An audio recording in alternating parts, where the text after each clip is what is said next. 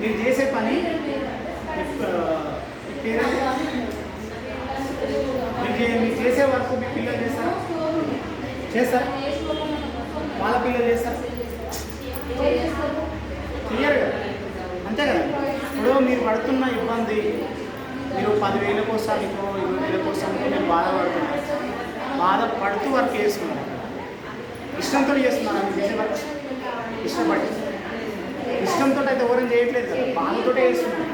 ఏంటంటే మన డబ్బులు రావాలి, డబ్బులు రావాలి, బయటికి వెళ్తేనే డబ్బులు వస్తుంది. కాబట్టి మనం వర్క్ చేస్తున్నాం. మన ఇష్టంతో ఎవరైనా ఇష్టంతో వర్క్ చేయట్లేదు. ఇక్కడ ఏంటంటే డబ్బులు ఏం చెప్పారు అనుకున్నారు ఏంటంటే ఇంకా సార్ చెప్పారు కదా, మీరు వాడండి ఫస్ట్. ఇప్పుడు మీరు తినంది ఫుడ్ బాగుందని మనం చెప్పలేం కదా, అవునా కదా. నేను ఏమంటున్నా అంటే మీరు ఫస్ట్ వాడండి. వాడిన తర్వాత మీకు నచ్చితేనే చెప్పండి. మీకు నచ్చలేదు అనుకోండి, ఫస్ట్ మీరు వాడండి. వాడుకోండి. మీరు ఇంట్లోకి మీరు హెల్త్ ప్రోడక్ట్ వాడండి, హెల్త్ ప్రోడక్ట్ వాడుకోండి. ఇంట్లోకి వాడుకోండి, ఇంట్లోకి వాడుకోండి. వాడిన తర్వాత మీకు ఓకే ఇది వాడవచ్చు అనుకుంటేనే వేరే వాళ్ళకి చెప్పండి. అప్పుడు ఏంటంటే మనకు డబ్బులు ఎలా వస్తుంది. సింపుల్గా నేను సార్ చెప్పాను కానీ ఒకసారి మీకోసం మళ్ళీ క్లారిటీ కోసం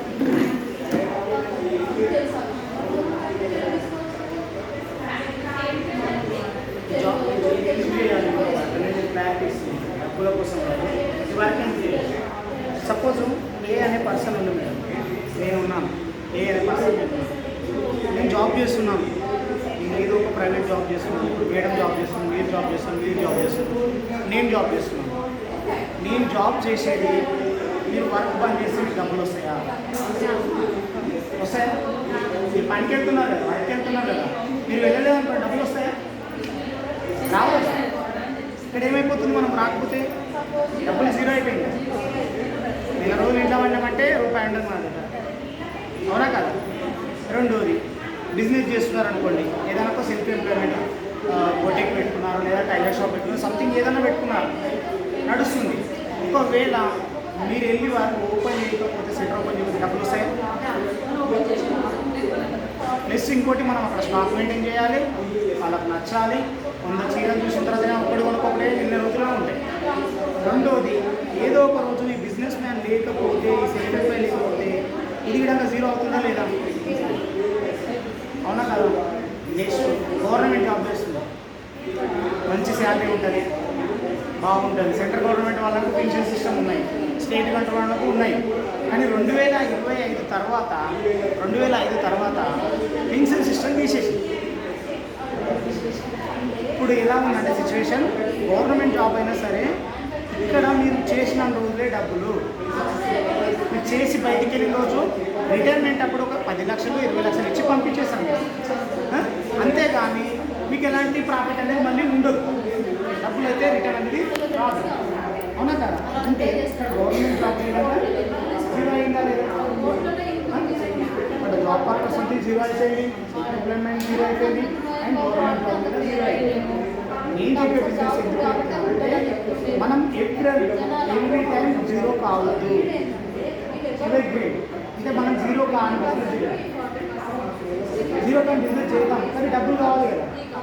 నేను చెప్పేదాంట్లో ఏంటంటే డబ్బులు లేదు, డబ్బులు పెట్టాల్సిన అవసరం లేదు, డబ్బులు పెట్టొద్దు. రెండోది మీరు ఎక్కడైనా కానీ శారీ ఉన్నారనుకోండి, పూర్ణం తీసుకెళ్ళి మీకు నచ్చినప్పుడు ఏం చేస్తాం, మనం సినిమా చూస్తాం. సినిమా బాగుందంటే కాబట్టి చెప్తామా లేదా?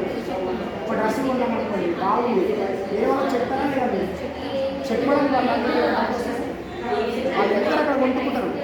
డిఫరెంట్ చేస్తే వాళ్ళు అక్కడ డబ్బులు తీసుకుంటారు.